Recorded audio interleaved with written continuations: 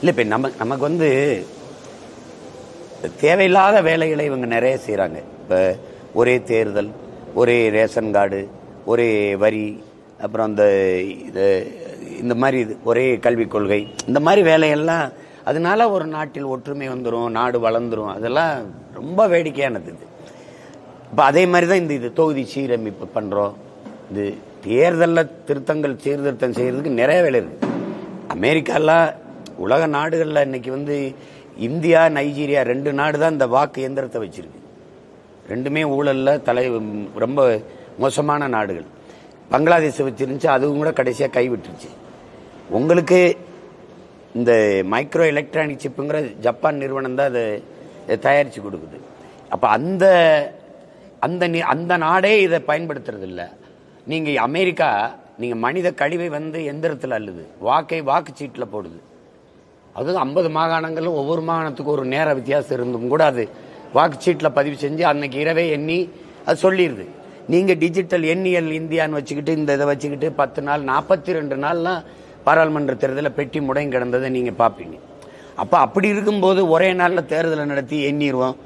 நீங்கள் அவன் மனித கழிவை எந்திரத்தில் எழுறான், நீ வாக்கை எந்திரத்தில் போடுற. நீ மனித கழிவை மனிதன் அல்ல வைக்கிற. இந்த மாதிரி மாறுதல் பண்ண அமெரிக்கால அப்படி தெரு பேசுறது, வீடுக்கு போய் காசு கொடுக்கறது, அந்த நிலையே ஒழிக்கலாம். அவங்க என்ன பண்ணுவாங்க, யார் போட்டிடுறாங்களோ அவங்களுக்கு ஒரு நேரம் கொடுப்பாங்க, விவாதிப்பாங்க, அது மக்கள்கிட்ட போகும். அன்னைக்கு ஊடகம் இல்லாத போது சரி, இப்போ என்ன ஊடகம் இருக்குது. அந்த மாதிரி சின்ன மாறுதல்களை கொண்டு வரணும். ஒரு நபர் 2 தொகுதிகளில் போட்டிடுறதை தவிர்க்கணும்.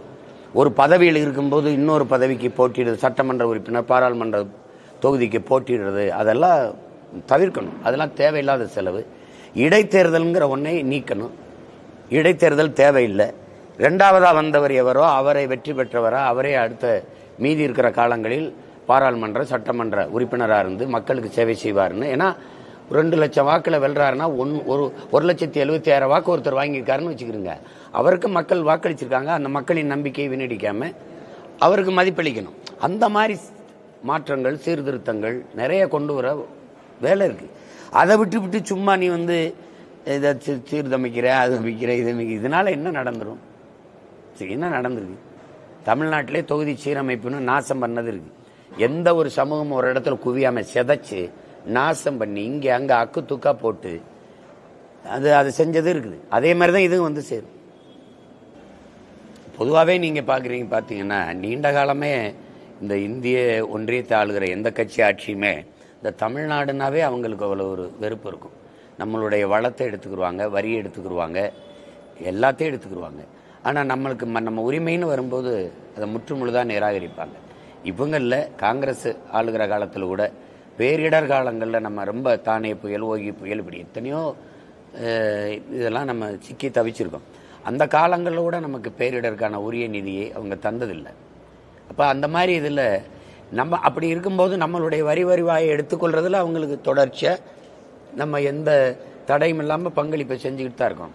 அப்போ திட்டமிட்டு நிராகரிப்பாங்க. இப்போ உரிமையை, நதிநீர் உரிமை காவிரியிலேருந்து நமக்கு பெற்றுத்தரதுல கூட பார்த்தீங்கன்னா ஒன்று காங்கிரஸ் இல்லை பாரதிய ஜனதா, 2 தான் ஆளுதாங்க. ஒரு இந்திய இறையாண்மை, தேசிய ஒருமைப்பாடு இதையெல்லாம் பேசுகிற ஒரு கட்சி, தேச ஒற்றுமையை பேணுகிற கட்சி, அது பாதுகாக்கணும்னு நினைக்கிற கட்சின்னா அந்த 2 மாநில மக்களுக்கும் பாதிப்பு இல்லாமல் உரிய நதிநீரை பங்கிட்டு கொடுக்கறதுக்கு முதன்மை அமைச்சரோ அல்லது நீர்வளத்துறை அமைச்சரோ உட்கார்ந்து அந்த மாநில முதல்வர்கிட்ட பேசி உரிய நீரை பங்கிட்டு கொடுக்கணும். உச்சநீதிமன்றம் தீர்ப்பு சொன்னபோது கூட ஏற்க மறுக்கிற அரசுக்கு இவங்க என்ன நடவடிக்கை எடுக்கிறாங்க? ஒன்றும் இல்லை. பிரதமர் பேசுறாரு, தண்ணிக்காக கூட்டணியில் இருக்கிற 2 கட்சிகளும் அடிச்சுக்கிறாங்கன்ற. இது ஒரு பொறுப்புமிக்க நாட்டின் முதன்மை அமைச்சர் பேசுகிற பேச்சா? அது பாருங்க. நாங்கள் நர்மதாவில் எந்த பிரச்சனையும் இல்லாமல் பிரிச்சுக்கிறோன்றாரு. அது மாதிரி தானே நீங்கள் தலையிட்டு இதையும் பிரித்து கொடுக்கணும்.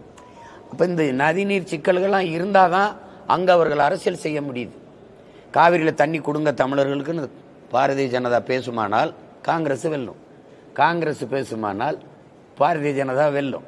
ஆனால் இங்கே இந்த கட்சி தலைவர்கள் இது எந்த உரிமைக்கும் பேச மாட்டாங்க. நம்ம வாழ்க்கை பற்றி இவங்க கொல்லப்பட பாட்டம், மீனவர் கைதோ மீனவர் படுகொலையோ எதுக்குமே. ஆனால் வாக்குக்கு மட்டும் வாசல்ல நின்றுவாங்க. இது ஒரு கொடுமை தான். அது நீண்ட காலமாக நடக்குது. இப்போ இதை நான் என்ன நினைப்பேன்னா, இந்த அரசு தராதது. ஏன்னா அது இங்கே இந்த தமிழ்நாடு ஒரு பொருட்டா நினைக்காது. அது கூட்டணி வச்சு இப்போ பீகாருக்கு அது முன்னுரிமை கொடுக்க காரணம் நிதிஷ்குமார் ஐயா தயவுல தான் ஆட்சி நடக்குது. ஆந்திராவுக்கு கொடுக்கும்னா அது ஐயா சந்திரபாபு நாயுடு தயவு தேவைப்படுது. இப்போ நம்ம அங்கே உங்களுக்கு ஒன்றும் இல்லை, அதனால அது வெறுப்பை காட்டுது. அதை நம்ம தமிழ் மக்கள் மனதில் வச்சுக்கிட்டு வஞ்சித்து தேர்தல் காலத்தில் வீழ்த்தணும். நீ தானே எனக்கு உரிய நீதியை தர மறுத்த அப்படின்ட்டு நம்ம மக்களுக்கு அந்த விழிப்புணர்வோ அந்த ஏதோ இல்லை. அது ஒரு சிக்கல்.